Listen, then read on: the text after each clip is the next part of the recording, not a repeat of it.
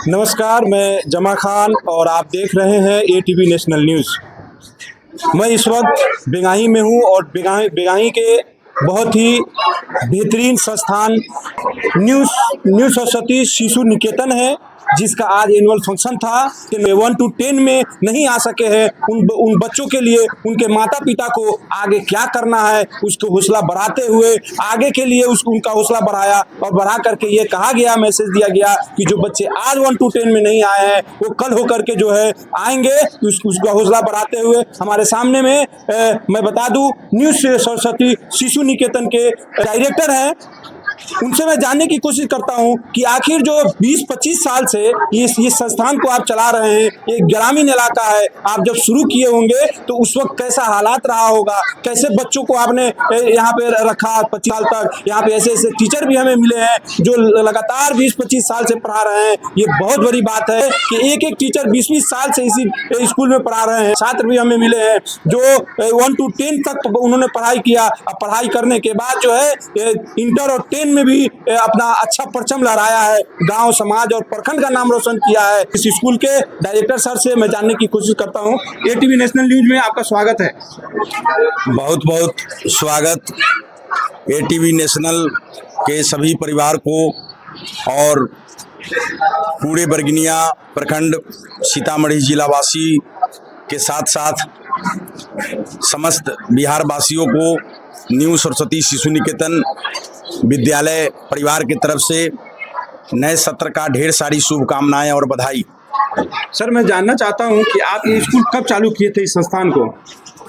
Sir, आप इससे पहले बहुत अच्छा क्वेश्चन किए और उस क्वेश्चन को सुन करके उसका उत्तर अपने मन में खुद जो है ना आने लगा, क्योंकि कहा गया है कि इंसान का परिश्रम और मेहनत कोई नहीं देखता, लेकिन उसकी चमक दिखाई देती है। तो जिस सन की मैं बात कर रहा हूँ, लगभग 98-99 से मैं बरगिनिया प्रखंड में प्राइवेट शिक्षक के रूप में अपना योगदान शुरू किया और 2000 ईस्वी में मैं यहाँ पर विद्यालय का निर्माण करके और बहुत कमजोर स्थिति में यहाँ फूस का घर और मड़ई में मैंने 10 बच्चे को पढ़ाना शुरू किया और आज कठिन परिश्रम करके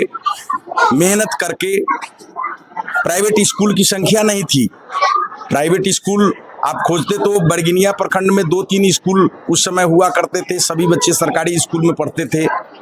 उस समय मैंने शिक्षा का दीप इस ग्रामीण जगह पर, यहाँ गरीब मजदूर और किसान के बच्चे अधिकतर हैं जो पढ़ाई के लिए इच्छुक नजर आए, और मैंने सरकारी शिक्षा मित्र का नियोजन भी छोड़ करके मैं बहुत कठिन परिश्रम करके और मुझे इसमें इंटरेस्ट आया कि शायद अपना जीविकोपार्जन के साथ साथ अपना जीविकोपार्जन करते हुए यदि समाज के लोगों को मैं सेवा अगर कर पाऊं तो यह मेरे लिए ज़्यादा प्रतिष्ठा का विषय और मेरे लिए बहुत अपने आप पर गौरवान्वित होने का मौका मिलेगा, और शायद मुझे आज मिल रहा है। आज 25 वर्षों से मैंने इस सुदूर ग्रामीण जगह पर शिक्षा का दीप जलाया। बच्चों को बुला कर लाते थे और बोलते थे कि पहले महीना 2 महीना आप पढ़ाइए, और जब बच्चा आपका कुछ सीख लेगा, आपको लगेगा तो आप हमको फी दीजिएगा। तो 20 रुपये 25 रुपये के मंथली से मैंने प्रारंभ किया था।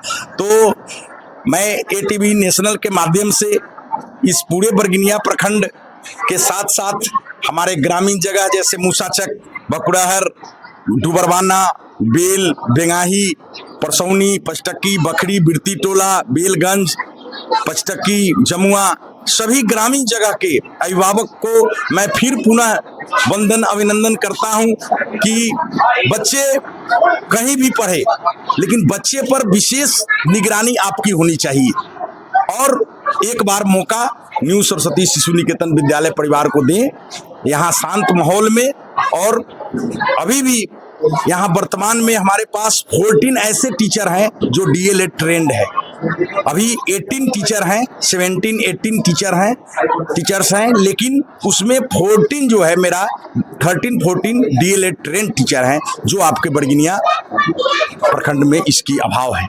विद्यालय बहुत हैं और लोग कार्य करते हैं, सब अपना रोजी रोटी का व्यवसाय है, लेकिन मैं जरूर कहूँगा कि शिक्षा और संस्कार जहाँ मिले वहाँ बच्चों को एक बार मौका जरूर दीजिए। आपके इस स्कूल में कितने बच्चे हैं? इस स्कूल में सर इस सेशन में नामांकन कुछ बढ़ा है, तो लगभग वही 425-30 बच्चे 425-30 बच्चे हैं। जी। तो ये इस बच्चों को आप ये हालांकि ग्रामीण इलाका है, तो यहाँ पे कितना यानी ये चैलेंजिंग है बच्चों को बुलाना और पढ़ाना, उसको ये करना?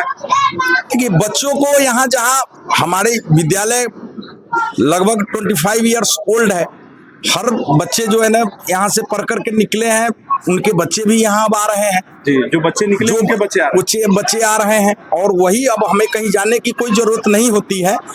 मैंने परिश्रम किया है 25 वर्ष, अब हमारे पास खुद लोग आते हैं, यहाँ शिक्षा का जो है ना एक जो खुशबू निकलती है उसको देख करके और हम संतुष्ट हैं। जो आज जो कार्यक्रम आपने किया है, किन किन बच्चों को किस तरह से आपने पुरस्कारित किया?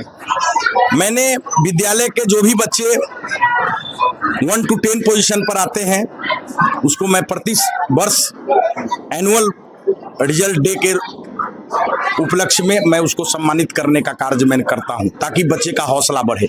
और वैसे बच्चे जिनको मेडल नहीं मिला या 11-12 पोजीशन पर आए हैं क्लास में, उनको भी मैं ये कहना चाहूँगा, अभी अभिभावक लोगों से मेरा खास करके कि उनको बच्चों को प्रताड़ित करने की जरूरत नहीं है, उनको समझाने की जरूरत है, उनके हौसला को बढ़ाने की जरूरत है कि आखिर कुछ लक्ष्य को तुमने प्राप्त नहीं किया, आखिर परिश्रम में कहीं ना कहीं त्रुटि रही है, तो परिश्रम कीजिए और आगे बढ़िए। क्योंकि लक्ष्य तो बनाया गया, क्लास में 30 बच्चे हैं, 40 बच्चे हैं, तो 40 बच्चों को ही तो मॉडल नहीं मिलेगा, उनको 1 to 10 एक लक्ष्य बनाया गया है।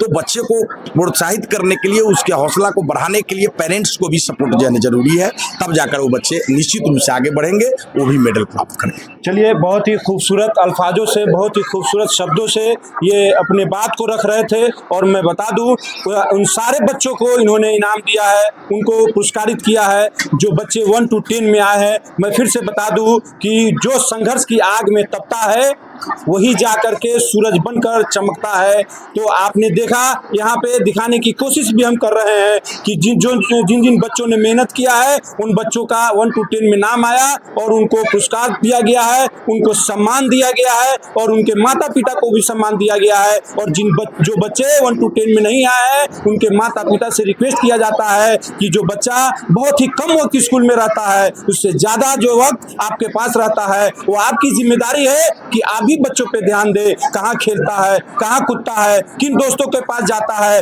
डायरेक्टर साहब ने ये सारी बातें अपने अभिभावक से उन्होंने रखा और कहा कि अगर जो जिनके माता पिता बच्चों पे ध्यान रखते हैं वो बच्चे जरूर चमकते हैं और जरूर आगे बढ़ते हैं। इसी के साथ मैं जमा खान, ATV नेशनल न्यूज, जय हिंद, जय भारत।